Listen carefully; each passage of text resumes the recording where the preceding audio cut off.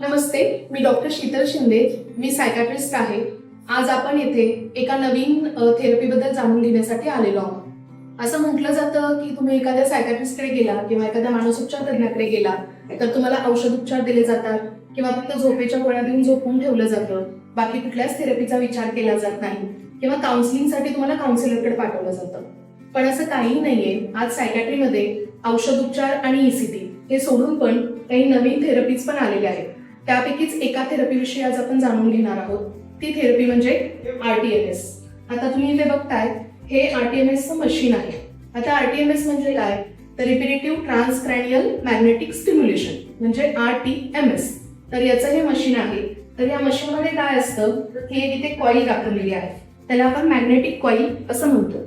आता या मॅग्नेटिक कॉईलचा उपयोग काय असतो, तर मानसिक आजारामध्ये जे काही मानसिक आजार आहेत, म्हणजे ज्याला आपण न्यूरोटिक डिसऑर्डर असं म्हणतो, जसं की डिप्रेशन असेल, OCD असेल, अँझायटी डिसऑर्डर असेल किंवा फोबिया असेल किंवा पोस्ट ट्रॉमॅटिक स्ट्रेस डिसऑर्डर सारखे आजार असतील, तर ह्या आजारांमध्ये ज्या वेळेला औषधोपचारांबरोबर आपण RTMS थेरपीचा वापर करत असू तर याचे खूप सारे फायदे आपल्याला दिसून आलेले आहेत. आता ही जी कॉईल आहे जी आपण पाहत आहात, तर ही मॅग्नेटिक कॉईल आहे. या कॉईलमध्ये काय होतं की या कॉईलद्वारे आपण पेशंटच्या मेंदूभोवती एक मॅग्नेटिक फील्ड क्रिएट करतो. यामुळे काय होतं की पेशंटच्या ज्या पेशी असतात मेंदूमधल्या सेल्स, तर त्यांना एक मॅग्नेटिक स्टिम्युलेशन मिळतं. त्याच्यामुळे पेशंटच्या मेंदूमध्ये जे काही केमिकल इम्बॅलन्स झालेला आहे, ज्याला रासायनिक बदल म्हटलं जातं, जसं की सिरोटोनिन किंवा डोपामाइन यासारखी जी रसायनं आहेत, त्याच्या असमतोलामुळे मानसिक आजार होतात. तर हा जो असमतोल आहे तो ठीक करायचं काम हे मॅग्नेटिक फील्ड करतं. म्हणूनच आपण RTMSचा वापर करून खूप साऱ्या पेशंटला उपयोग झालेला आजकाल पाहतो. तर काय होतं की ह्या मॅग्नेटिक फील्डद्वारे पेशंटच्या मेंदूमधील पेशींना चेतना मिळते. जे काही असमतोल झालाय तो ठीक होतो. परंतु याचा जो उपयोग आहे तो खूप साऱ्या पेशंटमध्ये केलेला आपण पाहतो.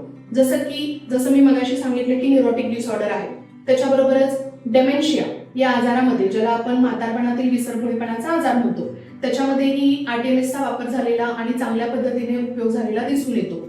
छोटी जी मुलं असतात ज्यांच्यामध्ये ऑटिस्टिक डिसऑर्डर आपण बघतो, त्याच्यामध्येही या थेरपीमुळे चांगला उपयोग झालेला दिसलेला आहे. प्लस ॲडिक्शन म्हणजे अल्कोहोलचं जे ॲडिक्शन असतं त्याचं जे क्रेविंग आहे, या थेरपीमुळे ते क्रेविंग कमी झालेलं आपल्याला दिसून आलेलं आहे. म्हणजे आता जी ही नवीन थेरपी आलेली आहे RTMS, जी आधी फक्त मेट्रो सिटीजमध्ये बघायला मिळत होती, जसं पुणे, मुंबई, बेंगलोर यासारख्या ठिकाणी बघायला मिळत होती, पण आपल्या सांगलीसारख्या ठिकाणी आता ही थेरपी चालू झालेली आहे. आपल्या निर्मल हॉस्पिटलमध्ये याचा आपण उपयोग करत आहोत आणि याचा पेशंटला खूप चांगला उपयोग झालेला दिसतोय. तर याच्यामध्ये कसं असतं, ह्या RTMSचे साधारणतः 30 ते 40 सेशन घेतल्यानंतर फरक पडतो किंवा फरक दिसतो असं म्हटलं जातं. पण आपल्या हॉस्पिटलचा एक्सपिरियन्स हा आहे की साधारणतः 10 किंवा 15 सेशन नंतर पेशंटला फरक झालेला दिसतोय. म्हणजे काय होतं की या सेशन्समुळे पेशंट जो आहे तो औषधोपचार तर घ्यायचाच आहे. ही जी आहे ती अलाइड ट्रीटमेंट आहे, म्हणजे औषधोपचारांसोबत घ्यायची ट्रीटमेंट आहे. याच्यामुळे काय होतं की पेशंटमध्ये इम्प्रूव्हमेंटचे चान्सेस लवकर येतात. प्लस इम्प्रूव्हमेंट झाल्यानंतर जेव्हा आजाराचा रिलॅप्स होतो, तो रिलॅप्स येण्याचे चान्सेस कमी होऊन जातात. आणि समजा पेशंटला 4 किंवा 5 गोळ्या लागणार असतील तर पेशंट हा 2 किंवा 3 गोळ्यांवरतीच पूर्णपणे बरा झालेला आपल्याला दिसून येतो. त्यामुळे ह्या ट्रीटमेंटचा जर उपयोग केला तर डेफिनेटली आपल्याला पेशंटमध्ये सुधारणा लवकर व्यवस्थित आपल्याला दिसून आलेली आहे. आता हे जे 30 किंवा 40 सेशन आहेत किंवा जे 10-15 सेशन आपण इथे घेतो पेशंटवरती, ते कधी घ्यायचे आहेत, तर काही लोक रोज हा सेशन घेऊ शकतात, काही लोक अल्टरनेट डेला हे सेशन घेऊ शकतात, काही लोक आठवड्यातून 2दा किंवा 3दा सेशन घेऊ शकतात. हे सगळं पल्सेसवरती डिपेंडेंट आहे. मॅग्नेटिक पल्सेसवरती आपली इम्प्रूव्हमेंट डिपेंड आहे. तर याच्यामध्ये कसं आहे, जर तुम्ही सेशन्स एकाडी दिवस घेतले किंवा 15 दिवसातून एकदा किंवा आठवड्यातून एकदा घेतले तर तुम्ही ते सेशन्स कंप्लीट करा. त्याच्याबरोबर औषधोपचार चालू ठेवा. डेफिनेटली तुम्हाला रिझल्ट झालेला दिसून येईल.